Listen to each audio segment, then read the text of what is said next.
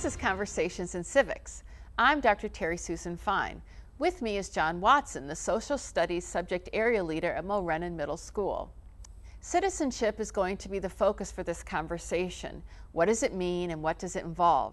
John, where would you like to start? Okay, why don't we just start at the beginning. What is citizenship and why is it important?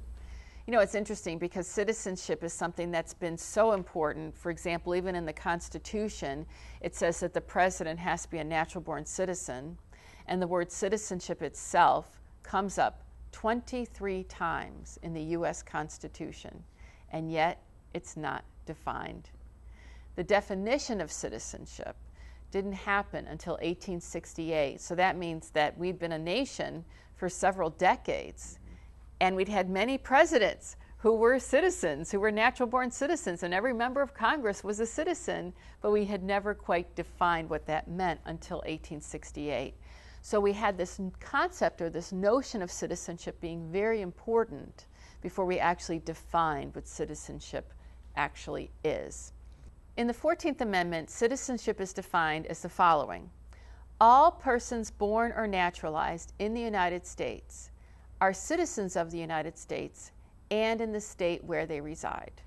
So what it says is that not only are you a citizen of the nation, but you're a citizen of the state. 14th Amendment then continues to say that no state shall deny you your rights and privileges as a U.S. citizen. So that means that no state law can be written in a way that will violate your fundamental rights as a citizen of the United States. Okay, that makes perfect sense. So you go for decades without defining it, so you know what it is because you feel what it is, but then with the freedom of slaves, you have to actually define it and so forth, and that makes perfect sense. So over the course of time, do you feel that the definition of citizenship kind of changes? Is it fluid, or is it something that's constant even though we have a 14th Amendment? Well, you know, it's interesting. It's a stable concept, right, if you're born or naturalized in the United States. So the being born part isn't what's unstable. It's where the United States is. That's what's unstable, right? Because what's happened is that over the last, 150 years or so, there has been this constant re-questioning of, well, if you're born of a citizen, for example, does that make you a citizen? If you are born outside the United States, but you're on a military base that belongs to the United States. So it doesn't mean that the United States is sort of there in that other place in the world, but certainly the U.S. has a military base there, so if you're born there, yes, you're a citizen. So what's happened is that it says all persons born in the United States. Well, in the United States, that's been fluid, but being born is not so much an issue. It's really the in the United States issue. And that then has extended to include being born of a citizen, extended to include sort of being born on a military base and other kinds of things.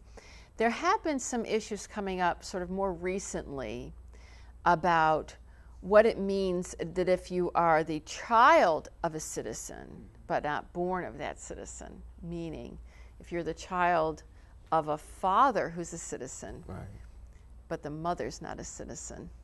And so that's also created some very interesting questions as well. And what we have found is that the Supreme Court has sort of treated, different immigration and naturalization rules, sort of a little differently if it's been determined that the parent who was a citizen was the father, but the child did not apply for or become a citizen while they were still a minor and still under the jurisdiction of their parent. Wow, so that makes a big difference what the parents actually do. That's quite interesting. I never think about those things. It's simple biology, John. The Supreme Court said the father doesn't have to be present at the birth, right? Even in the Supreme Court it said, the mother is present at the birth, right? But particularly now that we've had more and more international adoptions, and we've had more and more notions about sort of where people are. We've seen some recent, immigration battles about sort of if you're born in the United States and your parents are illegal immigrants, does that mean that you're a citizen? Of course it does. It says all persons born. It doesn't make any distinctions as to the citizenship status of the parents, but certainly we know from reading the newspaper that certainly there are all kinds of conflicts surrounding whether or not the children of illegal immigrants are not only citizens, but whether or not they're entitled to the rights of citizenship as well. Which leads to another thought I have in question. The term undocumented citizen or undocumented persons, does that term transform the idea of citizenship, or does it create problems for us when it comes to defining citizenship? You know, it does, because when a person comes to this country, they can come to this country and be here, you know, with permission, and they can be here with permission for a certain period of time, and that's what we call a resident alien. Okay, it's an unusual term. You know, resident would mean that you belong here, alien would mean that you don't, right? But resident alien. And we get to these issues about sort of, if a person is in the country illegally, are they entitled to certain rights and opportunities? If the person is here legally, right, a resident alien, a person who's applying for citizenship, what are the rights and privileges that that person has to have? So for example, the naturalization process involves taking a test. All right, it takes taking a test that most people cannot pass, by the way. Most U.S. citizens cannot pass the citizenship test. But the naturalization process basically involves, you know, three sort of broad components. One of the broad components is that the person has to have lived in the country for a certain period of time. Usually it's about 10 years. The person has to have been not arrested or convicted of any crime. And the person has to pass the citizenship test, which is, it's essentially a combination of a multiple choice exam as well as sort of a short answer exam where you have to give an example of something and there might be many correct answers. But, you know, if anybody sort of goes on the internet, they can find a copy of the citizenship exam. You know, it's very easy to find, and it's also important to realize that the citizenship exam was changed in 2008. It was a different exam before 2008. Okay, cool. Yeah. That makes perfect sense. So now we've defined what a citizen is. What are the responsibilities and rights that a citizen has? You know, that's a good question, because people say, well, are you obligated to vote, for example? Is it your obligation to vote? Is it your obligation to pay taxes, to serve on a jury, right? There are certain responsibilities of citizenship, and they involve not breaking laws, serving on juries when you're called, paying your taxes.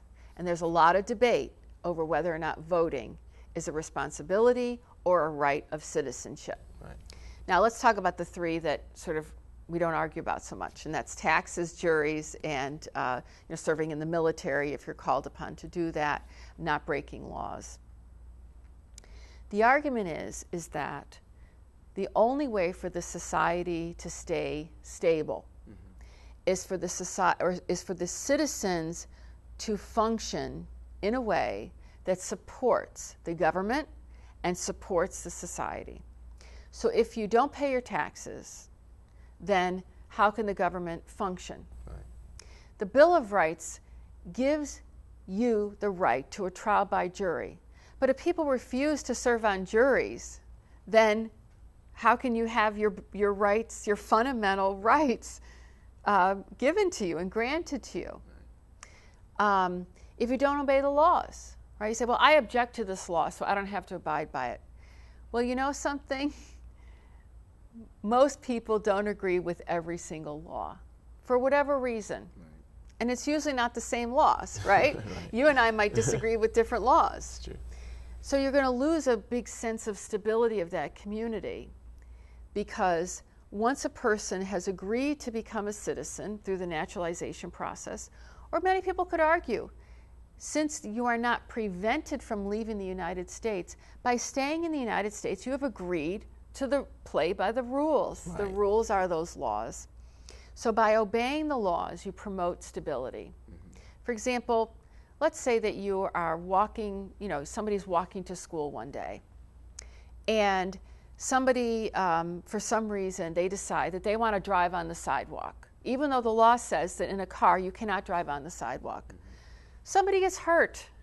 But if everybody obeys the laws so that the person walking to school walks on the sidewalk and the person driving the car stays on the road, we have two people arriving at their destination safe and happy. That's stability, okay?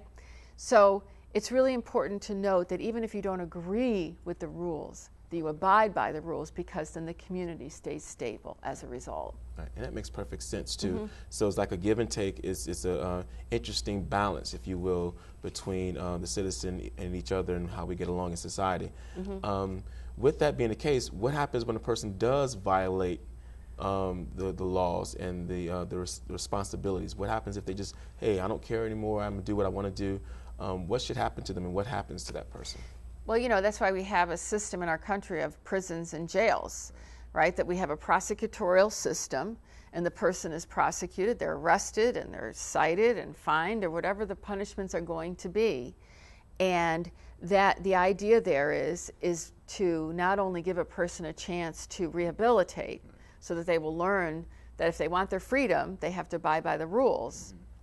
But it also, many people argue, that by keeping particularly dangerous criminals in prison, those who refuse to abide by the laws, that keeps the society safer. And so, of course, that always raises a good in-class debate. Is prison for rehabilitation or is prison for the safety, or for punishment, and to keep the society safe by keeping those persons away from society? So then when a person does commit a crime, are there instances in which they lose their citizenship, or something that comes very close to them losing their citizenship? You know, interestingly enough, in the United States, a person cannot lose their citizenship. But in the Constitution, going back to that 14th Amendment, they can lose their life, they can lose their property, they can lose their freedom, okay, as long as you have what's called due process. Right? The government can take away your life, liberty, and property with due process of law. So we have a death penalty, but even up to the moment that the person is, you know, being executed, they are still a citizen, which is why we have so many debates over the death penalty relative to the 8th Amendment protection against cruel and unusual punishment. Right. Because the person is still a citizen. And because the person is still a citizen, they have their rights of citizenship up to the point that they are still alive, right? So we're sort of talking about these different instances of citizenship, and I appreciate you raising this notion that citizenship not only was sort of in the Constitution before it was defined, but it applies to who can serve in public office, but it also applies to what our obligations are as citizens in the United States. You know, John, I wish that we had more time to talk about this very interesting topic. We've been talking about the term citizen and what it means and what the different obligations and responsibilities that go along with being a citizen are. That's Conversations in Civics. I'm Dr. Terry Susan Fine.